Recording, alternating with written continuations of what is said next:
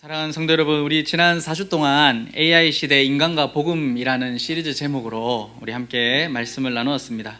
여러분, 인간은 하나님의 형상으로 지음받은 존재입니다. 거대한 기술의 파도 앞에서 하나님께서 이 세상을 살아가는 우리에게 맡기신 이 세상을 잘 가꾸는 청지기적 사명을 가지고 우리가 살아야 된다는 것을 지난 시간에 말씀을 통해서 함께 나눠봤습니다. 오늘 이제 AI에 관련된 설교 마지막 날입니다. 마지막 날. 오늘 우리가 이 설교를 통해서 우리 삶 가운데 던져야 될 질문이 있습니다. 그게 뭐냐면, 우리 교회에 던져야 될 질문이 있습니다. 그게 뭐냐면, 지식과 정답이 넘쳐나는 이 시대에 교회가 세상에 보여줄 수 있는 독특한 가치가 무엇일까? 그죠? 네. 제가 어제 이제 그 기독교 방송 이렇게 보는데, 거기에 과학자, 크리스찬 과학자가 나와서 MC하고 이런 대화를 나누는 걸 봤습니다. 이제 성경 공부도 집에서 AI랑 하시면 됩니다.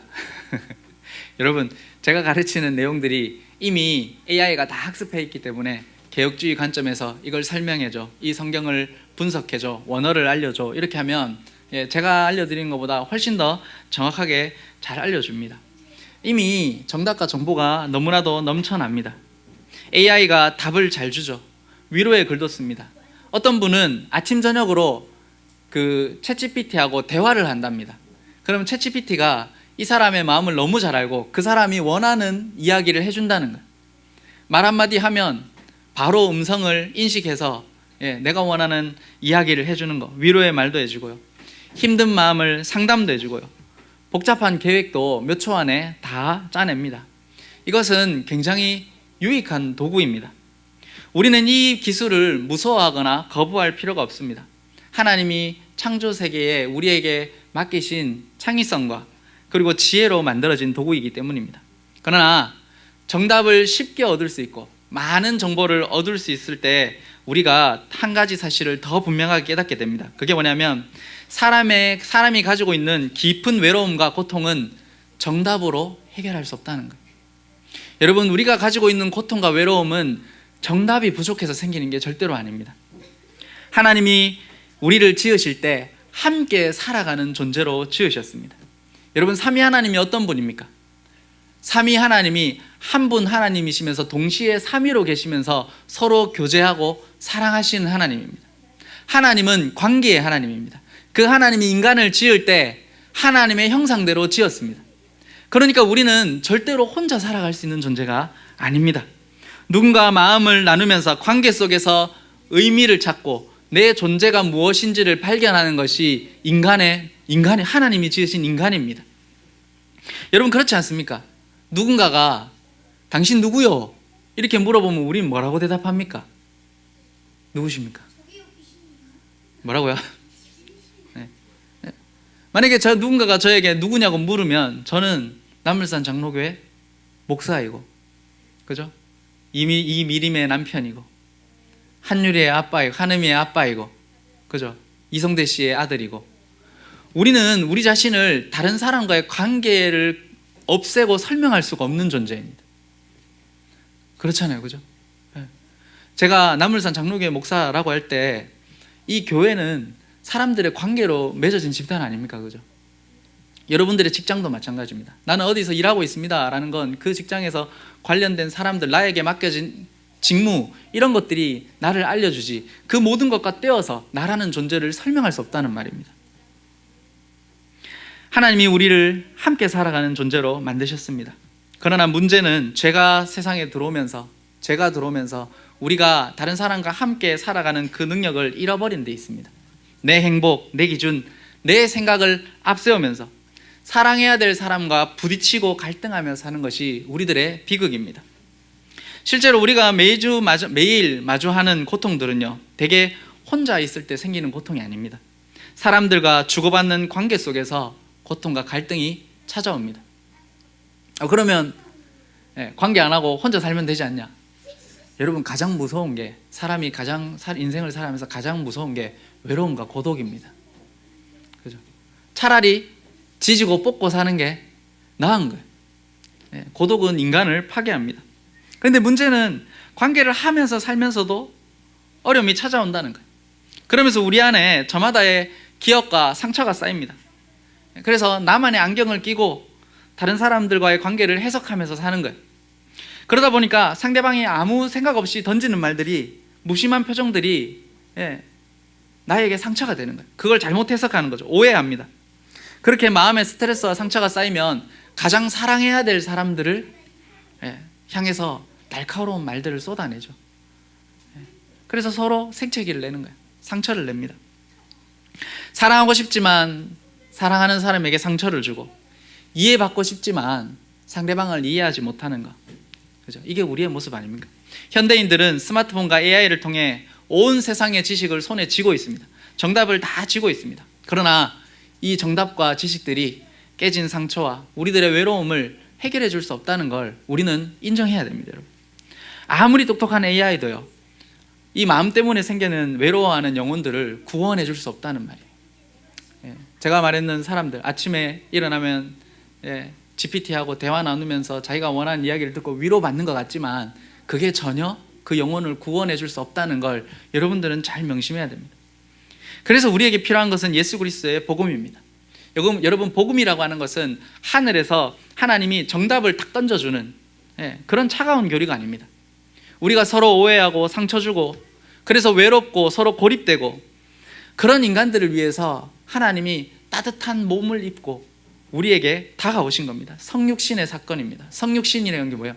거룩하신 분이 우리의 몸을 입고 우리에게 다가오셨다. 이게 성육신의 복음입니다. 우리가 하나님을 부르기 전에 그분이 먼저 찾아오셨습니다. 그리고 우리를 따뜻하게 품어주셨습니다. 예수님은 멀리서 우리의 삶을 분석하는 분이 아닙니다. 매일 아파하고, 그죠? 고통스럽고 슬퍼하고 하는 그런 우리에게 찾아오셔서 자신의 전부를 내어주셨다. 이것이 바로 성육신의 복음입니다. 그래서 오늘 말씀을 통해서 우리가 세 가지를 살펴볼 거예요. 첫째는 세상이 말하는 효율성이 인간을 얼마나 외롭게 만드는지를 우리가 먼저 살펴볼 겁니다. 지금 적으시면 안 됩니다. 이게 돼지 제목이랑 다릅니다. 제가 돼지는 제목은 짧게 했는데 설명해 드린 거예요. 효율성이 인간을 얼마나 외롭게 만드는가. 둘째로 실패한 사람을 식탁으로 부르시는 예수님의 모습을 통해서 그 모습을 묵상하면서 왜 우리에게 예수님이 필요한지를 우리가 같이 생각해 볼 겁니다. 그리고 마지막으로 교회는 그 예수님과 함께 예수님의 속도에 맞춰서 함께 기뻐하고 함께 슬퍼하는 공동체가 되어야 된다는 사명을 통해서 우리 교회가 앞으로 어떤 교회가 되어야 될까? 그죠? 여기서 교회라고 하는 건 이 건물이 아닙니다. 여러분들이 교회입니다. 우리가 어떤 교회 공동체가 되어야 되는지를 우리가 같이 한번 고민을 해보고 오늘 말씀을 마치려고 합니다. 첫째로 효율성의 우상은 인간을 외롭게 만듭니다. 여러분, 현대 문화는 빠른 것을 좋다, 선하다 이렇게 이해합니다. 그죠? 빠른 답, 빠른 처리, 빠른 성장, 빠른 성과, 빠른 판단. 오늘날 현대인들은 기다림이라는 것을 미학으로 생각하지 않습니다. 우리나라의 이 문화는 원래 기다림에 미학이 있었거든. 여백의 미가 있었어. 그죠? 한국 그림에 수묵담치화 이런 거 어릴 때 배웠죠, 그죠? 우리나라의 고전의 미가 뭐라고요? 여백의 미, 비워두는 미, 느림의 미학이 있었단 말이에요. 그런데 현대는요, 이 느린 것을 무능하게 생각합니다. 꽉꽉 채워놓지 않으면 나쁘다고 생각해요. 멈춰 있으면 뒤처져 있는 거예요. 오래 머물러 있으면 비효율적으로 느낍니다. AI는 이 욕망을, 속도의 욕망을 극대화시키는 도구입니다. 그래서 요즘에는 검색해서 찾는 것도 귀찮잖아요. 그래가지고 AI한테 물어보면 AI가 검색해서 답을 알려주죠. 다 읽지 않습니다. 요약한 걸 읽습니다. 복잡한 자료도 정리하죠, 그죠? 이것은 편리하고 유익한 것입니다. 여러분, 그러나 이 AI가 주는 이 효율성이 굉장히 좋은 도구인 건 맞는데 이 AI가 주인이 되면 굉장히 나쁜 주인이 됩니다. 효율성이 우리의 삶을 지배하면 여러분, 우리는 만남을 통해서 끊임없이 누군가를 만날 때 인간과의 관계 속에서 머리를 굴리고 계산하는 의식적인 인간관계로 우리의 관계가 다 변하게 됩니다. 이런 관계에서는 서로 손해 안 보려고 하죠. 그러다 보니까 서로 가면을 써야 됩니다. 목적을 이루기 위해서 본래의 모습을 감춰야 되는 거예요. 상대방이 나에게 어떤 유익을 줄 수 있는지를 따집니다. 빨리 얻을 것을 얻지 못하면 저 사람과 관계가 굉장히 피곤해지는 거예요. 관계가 사랑의 자리가 아니라 관리해야 될 일이 되는 겁니다. 저 사람 난 만나서 오늘 시간이 몇 시간 쓰면 내가 하는 일에 이 정도 지장이 생기고 이런 걸 계산하는 거예요. 누군가를 돌보고 기다려주는 게 비생산적인 시대가 되어버린 거예요. 굉장히 부담스러운 일이죠. 여러분, 우리는 누군가 밥 먹을 때 삶을 계산을 해야 되잖아요. 저 사람 만나서 몇 시간 쓰고 다 계산하고 살잖아요, 요즘에는. 근데 옛날에 안 그랬고, 예전에 어떻게 했습니까? 대청마루에 밥상 펼쳐놓고 밥 먹다가 이웃 지나가면 뭐라고 합니까? 밥 먹고 가세요 이런단 말이야. 그러면 저처럼 눈치 없는 사람이 들어가서 앉아서 또 밥을 먹어요. 그러면 들어가서 밥을 더 해옵니다. 이 얼마나 비생산적인 일이에요. 그러다 보니까 현대인들은 인간관계 속에서 늘 긴장합니다. 자기 자신을 억압합니다. 상처와 아픔을 드러내면 무능력한 것이 될까봐 두려워하죠. 사람과 웃으면서 몇 마디 나누고 집에 오면요, 온몸이 피곤합니다. 정서적으로 소진돼서 옵니다. 왜 그럴까요? 끊임없이 계산하고 생각하느라 많은 에너지를 소모하기 때문입니다. 효율성이 주인이 된 세상은 인간의 내면을 빗장을 쳐가지고 고독하게 만듭니다.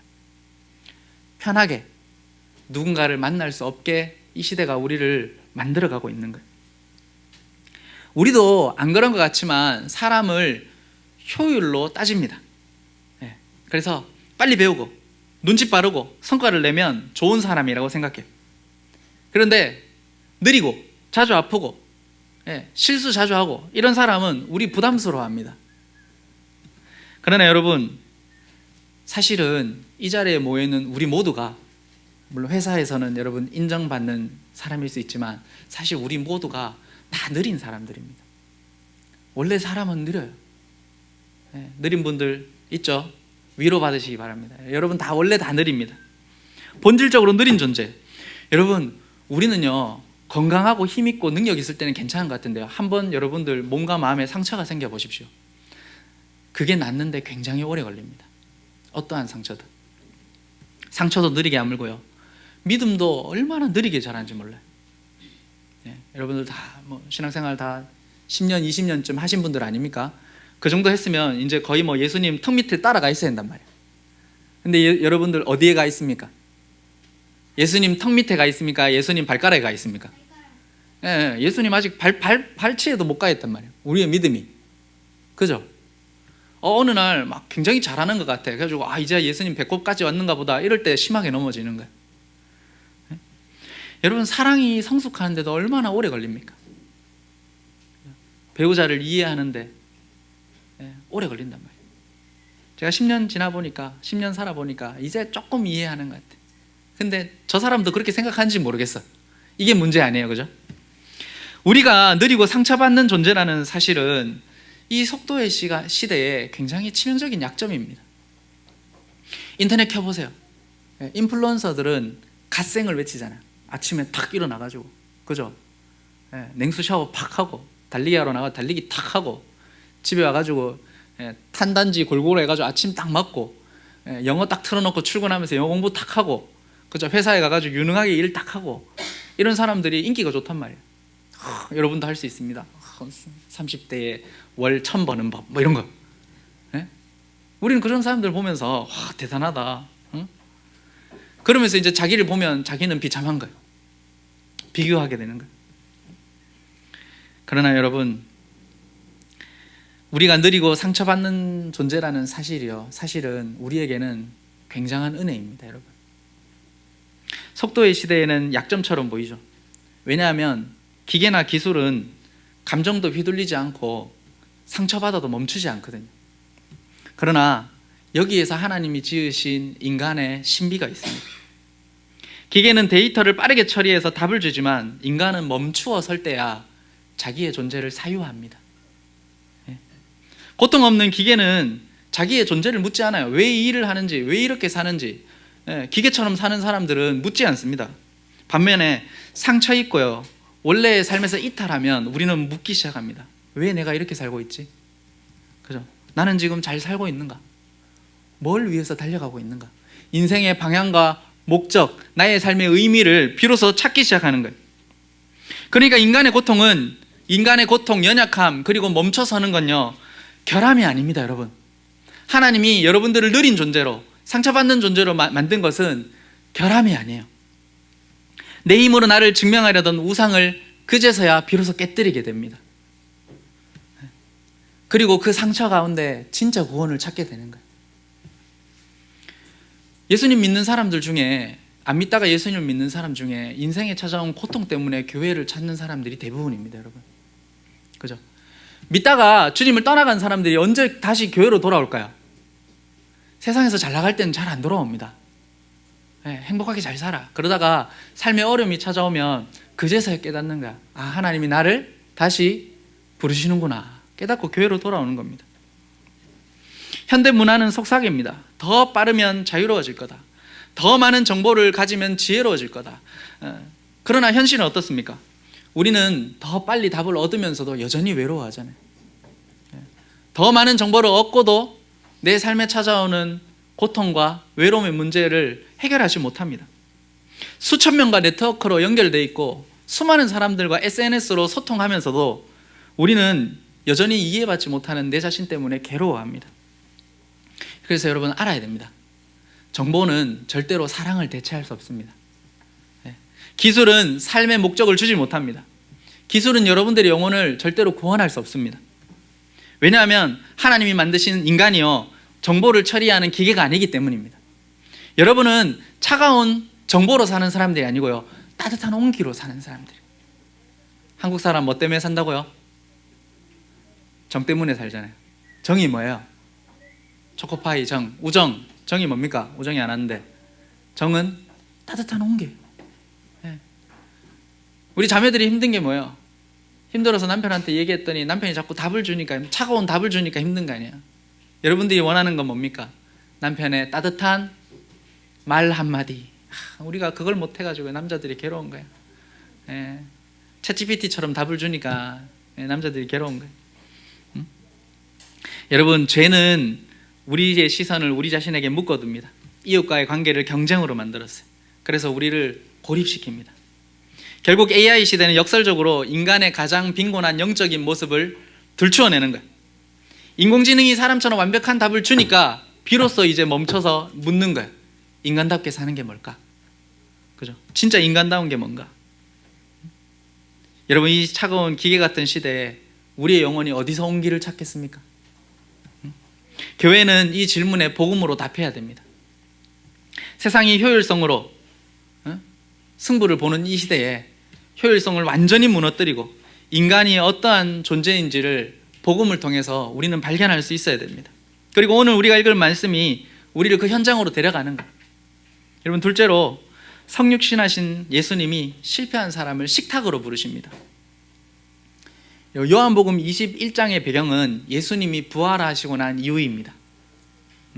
예수님이 부활하시고 나서 완전히 실패한 사람을 부르십니다. 그 사람이 누구입니까? 바로 사도 베드로입니다. 베드로가 예수님이 십자가에 죽기 전, 얼마 전까지만 해도 예수님한테 호언장담하던 사람이었습니다. 뭐라고 했습니까? 주님, 다른 제자들은 예수님 다 버려도 나는 절대로 버리지 않겠습니다. 나는 죽을지언정 주님을 떠나지 않을 겁니다. 라고 장담했단 말이에요. 가장 열정적인 제자였고요, 가장 완벽한 제자라고 스스로 믿었습니다. 하지만 두려움 앞에서 그의 확신은 처참하게 깨지잖아요. 예수님을 3번이나 모른다고 하고 예수님을 저주까지 합니다. 부활하신 예수님이 그 베드로를 찾아왔습니다. 그런데 예수님이 어떠한 모습으로 찾아오셨냐면, 여러분, 예수님은 멀리서 베드로를 분석하지 않았습니다. 네가 왜 실패했는지 아느냐? 예수님은 베드로에게 원인을 따져 묻지 않으셨습니다. 주님이 베드로를 만나러 오기 전에 한 일이 있습니다. 그게 뭐냐면, 베드로가 저기서 낚시하고 배 타고 그물 내리고 있거든요. 해안가에 예수님이 새벽에 일찍 오셨습니다. 밤에 낚시하니까 새벽에 일찍 오셔가지고 뭐 하십니까? 나뭇가지를 모으고 있는 거예요. 해변에서 나무를 모아가지고요, 불을 피우셨습니다. 그리고 그 위에 생선을 굽고 빵을 굽습니다. 여러분, 왜 예수님이 불을 피워서 생선을 굽고 빵을 구웠는지 아십니까? 숯불에 구우면 다 맛있습니다. 예. 여러분 얼마 전에 야유회 가서 다 경험해 보지 않았습니까? 예. 숯불 위에 구우면 다 맛있습니다. 예수님이요 거기에다가 고기를 굽고요 연기를 맡으면서 빵을 구우신 거예요. 밤새 낚시하느라 허기진 제자들을 부르시면서 뭐라고 하십니까? 와서 조반을 먹어라. 조반이 뭐예요? 아침 먹어라. 아침 먹어라. 여러분 예수님은 부활의 주님입니다. 한마디 하면 하늘에서 진수성찬이 내려올 수 있는 분이, 하지만 예수님이 친히 손에다가 흙 묻혀가면서 재를 묻혀가면서 고기를 구우시는 거예요. 이게 얼마나 비효율적인가요? 할 수 있는 건 안 하신 거잖아요. 예, 할 수 있는 건 안 합니다. 그리고 예수님이 죄책감으로 고개를 못 드는 제자들을 부르셔가지고요 그들의 무너진 마음이 따뜻한 식탁 앞에서 녹아내리게 하시는 겁니다. 예수님은 제자들이 스스로 오도록 기다려 주셨습니다. 재촉하지 않으셨어요. 깨진 영혼은 차가운 분석이나 기계적인 정답으로 절대로 살아나지 않습니다. 여러분 인간관계에 문제가 생기면 챗GPT한테 너무 물어보지 마세요. 아셨죠? 챗GPT나 AI는 여러분들을 알고 있습니다. 그러니까 여러분들이 좋아하는 답을 줘요. 그러니까 읽으면 뭔가 위로받는 것 같고 시원한 것 같은데 절대로 여러분들의 마음이 회복되지 않습니다. 제가 이 설교하면서 몇 번 소개해드린 적이 있는데 호주의 목회자인 스티븐 드라스콜이라는 분이 우리의 형상대로라는 책에서 현대의 이 기술 사조를 이렇게 비판을 합니다. 들어보세요. 하나님은 비물질적이시지만 철저히 인격적이시다. 반면에 인공지능은 물리적 형태를 지녔으나 결코 진정으로 인격적일 수 없다. 컴퓨터가 아무리 똑똑해도 그것은 정교하게 빚어진 실리콘 덩어리일 뿐이다. 이렇게 얘기해요. 아셨죠 여러분? 네. 우리의 영혼이 진짜 원하는 건 여러분 정교한 데이터가 아닙니다. 나를 알아주는 인격적인 온기입니다. 관계예요. 관계. 예수님은 베드로의 눈을 맞추십니다. 그리고 그의 얼어붙은 손을 잡아주셨습니다. 그를 배신했던 그의 마음에 다시 깨졌던 관계를 예수님이 다시 연결시켜 주시는 거예요. 그리고 물으십니다. 시몬아, 네가 나를 사랑하느냐? 그죠? 예수님이 베드로를 찾아가셔서요. 네 실패의 원인이 무엇이냐? 이렇게 물었으면 베드로가 얼마나 괴로웠겠습니까? 그런데 베드로에게 찾아가서 예수님이 하신 일은요. 네가 나를 사랑하느냐? 이렇게 물으셨습니다. 베드로는 예수님을 얼마나 사랑했을까요? 그죠? 정말 사랑하는 주님 앞에 그 주님을 3번이나 부인했던 자기 자신이 얼마나 미웠겠습니까? 예수님 그 마음을 이해해 주시는 거예요. 공감해 주시는 겁니다. 그리고 나서 예수님 말씀하십니다. 내 양을 먹이라. 그죠? 사랑으로 회복시키시고 다시 사랑으로 자신에게 맡겨진 사역을 감당할 수 있도록 사명의 자리로 다시 돌려보내시는 겁니다. 여러분 이것이 바로 성육신하신 예수님이 하신 일입니다. 예수님은 하늘 위에서 우리에게 정답을 주시는 분이 아닙니다. 말씀이 육신이 되어서 우리 가까이 오신 분이 예수님이십니다. 우리를 너무나 잘 공감하십니다. 예수님은 이 땅에 오셨을 때 사람들과 같은 언어로 말씀하셨고요. 나사로의 무덤 앞에서는 눈물을 흘리셨습니다. 여러분 아픈 자들의 손을 예수님이 잡아주셨습니다. 당시 사람들은 문둥병자, 병자들 가까이 하기 싫어했거든요. 옮을까봐. 그런데 예수님은 그런 사람들과 함께 계셨습니다. 소외된 사람들하고 식사를 하셨습니다. 그죠? 예수님은 제자들이 거부하는 일도 하셨습니다. 그게 뭡니까? 제자들의 더러운 발을 직접 씻어주신 겁니다. 여러분 이게 복음입니다. 하나님은 우리를 고쳐야 될 목록으로 보지 않으십니다. 우리의 피곤함과 눈물, 상처와 고통을 그분의 몸으로 고스란히 함께 겪으시는 거예요. 토드 코르피라는 목사님이 있습니다. 교회로 간 AI라는 책을 쓰셨습니다. 이 목사님이 복음의 본질을 이렇게 설명합니다. 우리는 기술 혁신을 통해 인류의 고통과 저주에서 스스로 빠져나올 수 없다. 아셨죠? 기술 혁신은 우리를 인류의 고통에서 건져낼 수 없습니다. 우리는 오직 예수님께로 가야 된다. 복음의 선포는 하나님의 백성들의 실제 행동과 성육신적인 삶을 통해 온몸으로 체현되는 것이다. 이게 무슨 말이냐면 우리가 말로 복음을 전하지만 상대방은 복음을 뭘로 받아들인다고요? 우리의 성육신적인 삶으로 받아들인다는 것. 여러분들이 예수님처럼 따뜻한 온기로 누군가에게 다가갈 때 그 사람들은 그 온기를 통해 복음을 받아들인다는 말이에요. 여러분, 십자가는요, 세상적인 기준으로 보면 굉장히 비효율적인 일입니다. 차라리 예수님이 십자가에서 내려와서 로마 군인들을 멸망시켰다면 당시 사람들은 더 빨리 예수님이 어떤 분인지 알았을 겁니다. 하지만 예수님은 우리를 살리기 위해서 십자가에서 내려오지 않았습니다. AI는 사랑이 무엇인지 설명은 할 수 있지만 예수님처럼 사랑이 무엇인지 보여줄 수는 없습니다. 그러므로 교회가 이 세상에서 보여줄 수 있는 가장 강력한 대안은요, 세상을 따라가는 게 아닙니다. 바로 성육신의 온기를 가지고 세상이 빨리 달려갈 때 천천히 사람들에게 다가가는 겁니다. 예수님이 몸을 입고 우리에게 찾아오신 것처럼 우리도, 교회도 세상 가운데 사람들에게 다가가는 것, 그들의 아픔 속으로 들어가는 것, 그것이 바로 교회가 할 수 있는 일입니다. 교회는 실패해서 고개 숙인 사람들을 따뜻하게 맞이해 줘야 됩니다. 외로운 사람들과 함께 식사의 교제를 나눠야 됩니다. 내 기준을 내려놓고 그들의 고통스러운 외침을 들어줄 수 있는 은혜의 식탁을 교회가 펼쳐줘야 됩니다. 우리가 예수님을 외면했을 때에도 예수님은 은혜의 식탁을 펼쳐놓고 항상 우리를 기다리고 계시잖아요. 그죠? 이 성육신의 온기를 온몸으로 경험한 성도만이 이 차가운 효율성의 시대에 우는 자들과 함께 울어줄 수 있는 아름다운 성도가 될 수 있는 겁니다. 셋째로, 교회는 예수님의 속도로 함께 울고 함께 기뻐해야 됩니다. 여러분, 로마서 12장 15절은 우리에게 이렇게 이야기합니다. 즐거워하는 자들과 함께 즐거워하고 우는 자들과 함께 울어라. 여기서 가장 핵심적인 단어는 함께. 하나님의 가장 은혜로운 이름이 임마누엘입니다. 임마누엘의 뜻이 뭡니까? 하나님이 우리와 함께 계신다. 그죠? 함께. 여러분, 상대방의 고통과 슬픔 속으로 들어가는 것, 내 몸을 밀어넣는 것, 이게 바로 성육신의 언어입니다. 세상이 빠른 속도로 달려갈 때 교회는 예수님의 속도로 걸어가야 됩니다.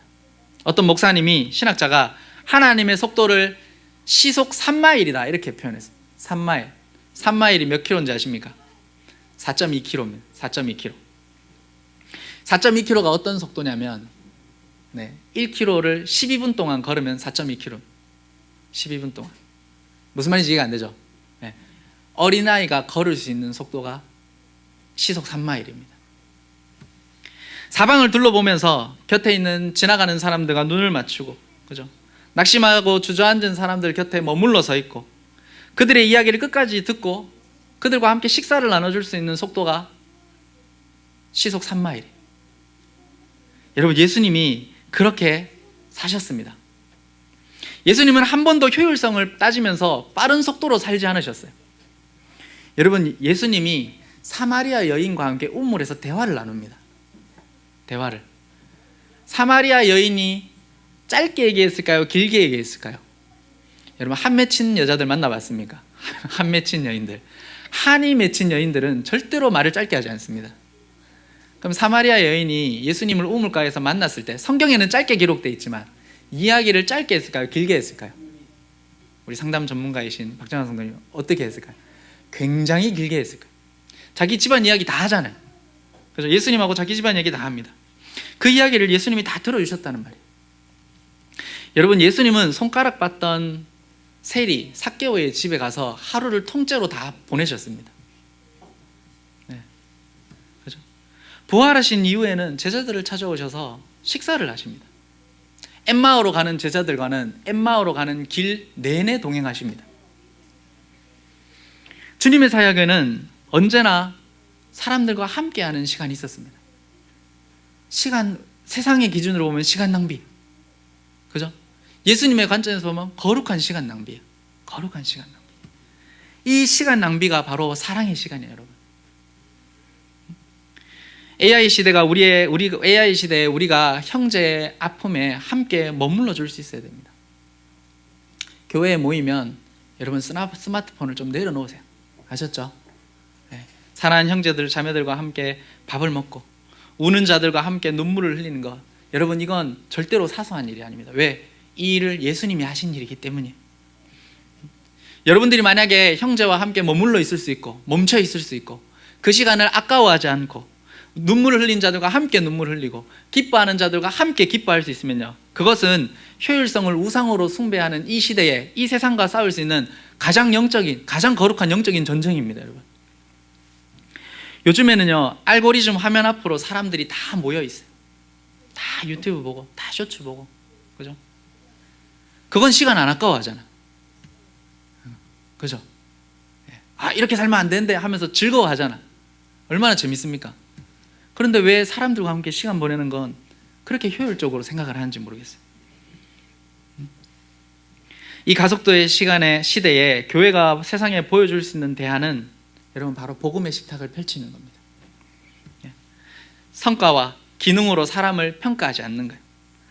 우리가 밥상에서 밥 먹으면 계급장 다 떼고 먹잖아요, 그죠? 교회에서 식사할 때 다 계급장 떼고 어린아이들과 함께 얼굴 마주 보면서 우리 식사한단 말이에요. 여러분, 교회는 그런 공동체가 되어야 됩니다. 슬퍼한 자들에게 답을 주지 마세요. 아, 좀 더 부지런하게 살아야 된다, 열심히 안 살아서 그렇다, 이런 답이 필요한 게 아니에요. 함께 울라고 말합니다. 그죠? 함께 울어라. 살기 바쁜데 내 삶의 한 자리를 남들에게 내어주는 건 절대 쉽지 않습니다. 그리고 그들의 슬픔을 함께 나누는 것은 때로는 나의 삶에 고통을 주기도 합니다. 그러나 세상은 우리의 고통을 다 해결해 줄 수 없지만 우리도 그 사람들의 고통을 다 해결해 줄 수는 없어요. 그러나 우리가 그 사람들과 함께 시간을 보내주는 이유가 뭡니까? 주님이 그들을 치료할 수 있는 시간을 함께 마련해 주는 거예요. 그들이 주님께 올 수 있는 시간까지 기다려주는 거예요. 주님이 그들을 치료할 때까지 그들의 상처를 덜어주는 것, 그것이 바로 교회가 해야 되는 일입니다. 사랑하는 성도 여러분, 우리는 손가락 하나로 모든 정답을 얻는 시대를 살고 있습니다. 기계가 완벽한 답을 내놓고 효율이 온 세상을 지배하는 세상 속에서 교회가 세상에 줄 수 있는 답은 이거밖에 없습니다. 따뜻한 온기로 그들의 마음을 따뜻하게 해주는 것. 주님이 우리에게 해주셨던 것처럼 우리도 외로워하는 사람들, 상처받은 사람들에게 우리의 옆자리를 내어주어야 돼요. 여러분, 오늘 주님이 우리에게 다시 물으십니다. 네가 나를 사랑하느냐? 그죠? 네가 나를 사랑하느냐? 우리가 주님을 향해서 주님, 내가 주님 사랑하는 것을 주님께서 아십니다 라고 말하면 주님 여러분들에게 말하실 겁니다. 내 양을 먹이라. 그죠? 우리는 주님이 주신 사랑으로, 주님이 주신 따뜻한 온기를 세상 가운데 흘려 보내줘야 될 교회라는 것을 여러분 기억하시고 먼저 주님의 사랑으로 여러분들을 채우십시오. 예수님이 몸으로 나에게 찾아오신 것, 그분의 옆자리를 나에게 내어주신 것을 여러분 기억하면서 나도 누군가를 위해 내 옆자리를 내어줄 수 있는 그런 따뜻한 성도들이 되기를 주님의 이름으로 축원합니다.